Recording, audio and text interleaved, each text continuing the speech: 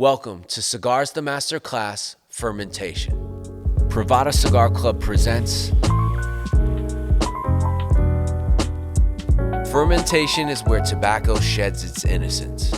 Under the weight of its own complexity, the leaves begin a slow, deliberate transformation, one that strips away the harshness of youth and replaces it with the maturity of flavor. In this dim room, filled with the earthy aroma of ammonia and soil, the magic unfolds not in sleek machinery, but in crude stacks of leaves sweating their way to greatness.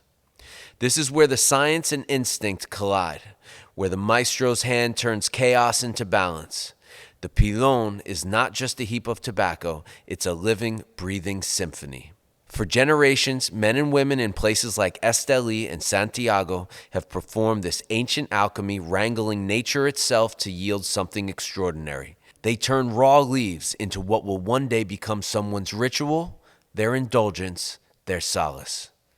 The process is humble, almost primal, but it's here that the soul of a cigar is born. And as the leaves heat, cool, and heat again, they tell their story of the earth they grew in, the rain that nourished them, and the hands that now coax them into becoming something unforgettable. The key takeaway of fermentation is refining raw tobacco into something that's usable in the production of the world's finest cigars. There are a whole lot of topics to cover here on fermentation, so I'm going to dive right into it, but just understand the key takeaway here is the fermentation is the first place where the human being will really start to put their thumbprint, or that factory will really start to put their thumbprint on what that finished product is going to end up being like. So the first part of the process is we've now taken the leaves out of the curing barn, and they've probably sprayed them with water a little bit to keep them moist and pliable.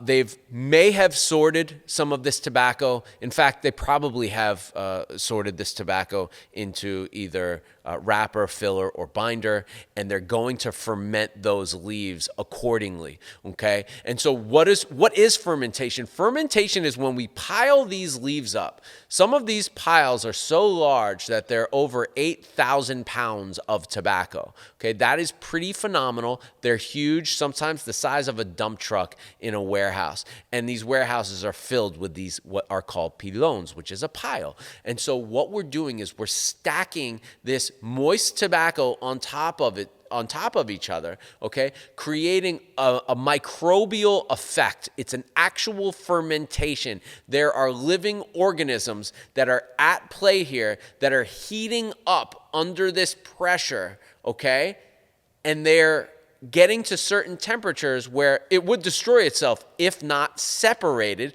and then started all over again. And so what happens is we take these leaves that have been separated. Let's say we have a wrapper pile, a wrapper pilon, okay? That wrapper pilon, we're not going to let it get as hot as a filler pilon. We want to have a more cooler, longer fermentation on a wrapper pilon, which is going to be somewhere between 90 and 110 degrees for a wrapper, okay? Every factory has their own techniques, but pretty much wrapper fermentation piles, stacking them up constantly. They put a PVC pipe in the middle of a fermentation pile, and they have a long thermometer that goes in there. And every day, 2 to 3 times a day, they are checking the temperatures on these to make sure that the temperatures do not get above 120, 125. And like I said, if it's wrapper, they don't want it getting even that high, okay? And so what happens is once it reaches that temperature, they then remove the piles. They undo them all, put them in the next space, so they have 2 spaces. One, it's in a pile. Now it gets too hot. We then put it over here, stack it up. It gets hotter and hotter and hotter until it finally reaches that temperature, and then we remove them and start it all over again. And this can happen for a factory that's worth its weight, you're looking at least 3 months. This is so labor intensive, it's crazy. I mean, this is where a lot of work is going, because if you nail this part of it, you can get the flavor right, You can manipulate the color of the tobacco even further.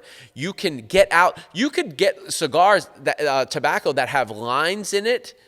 Okay, there are lines in it, ugly lines that you can actually get out through a fermentation process. You're going to even that color out. You're going to try to get it maybe darker if you're making a Maduro cigar, or you're going to try to get it lighter if you're making a lighter Connecticut shade cigar. And so this is, I want to say it's the most important part of the process, but if you didn't cure right, you might be wasting time, okay? And I think a lot of people in our industry that are also worth their weight, brand owners that are actually involved, which, by the way, there's very few, they can tell when tobacco is not fermented well enough, okay? Tobacco that's not fermented well enough are going to have a few characteristics.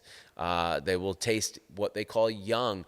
For me, they're just negative flavors, right? So, like, if a tobacco tastes great at a young fermentation, then great. That's all that tobacco needed. But so there is this art science, there's this balance going on, and there's the human touch. So you're probably right now watching a video of me and AJ Fernandez walking around one of his, I would say this man probably has 100 of these fermentation barns. We're getting that tobacco between 90, 95, and 125. Let's say I want to make that tobacco darker. I can go higher. I can go to 130, okay? But that's going to change that tobacco, and that could actually cause damage to that tobacco. So we're being very careful. This is years and years of trial and error. You have a few things that you need to worry about during this process. One is tobacco rot. You don't want that. You can create that by a cool fermentation for too long, okay? Or leaving them in piles for too long when you should have separated them. It is, again, probably the most labor-intensive part of this process. You have to babysit this stuff. Some of these pilones are changed daily. So this is a lot of work. Okay, a couple of key notes here. The thicker, darker your tobacco is, or you want it to be, you want the not thicker, but you can cook longer for darker, okay? But if the leaves are thicker, we need to cook at higher temperatures for longer. And I keep saying cooking, we're talking about fermenting, which is really what you're doing there. You're cooking these leaves, okay? And you're getting out gases, oils, things like that you don't want. This is the cleansing part of the production process. They get plunged or pushed into bales just like anything on a farm. It's kind of like what the coffee comes in, like a burlap, okay? And they put that on a shelf, and believe it or not, in a factory that's really like got its stuff going on, that'll sit there for 6 months to a year, sometimes 2 years before that gets used. And they file that away, and Tio Moto is back there, and he's got his clipboard, and he knows where everything in the factory is. Shout out to Tio Moto. Yeah, that's fermentation. This is where we're getting into the black magic, the sorcery. The tobacco's got to speak to you. If you don't have communication with this tobacco, you will botch this part of it. And this, my friends, is probably the most important part for you putting your factory's thumbprint on what your product is going to taste like in the end. This has been Cigars, the Masterclass, Fermentation. I hope you are enjoying this series. I look forward to seeing you again soon. Privada Cigar Club presents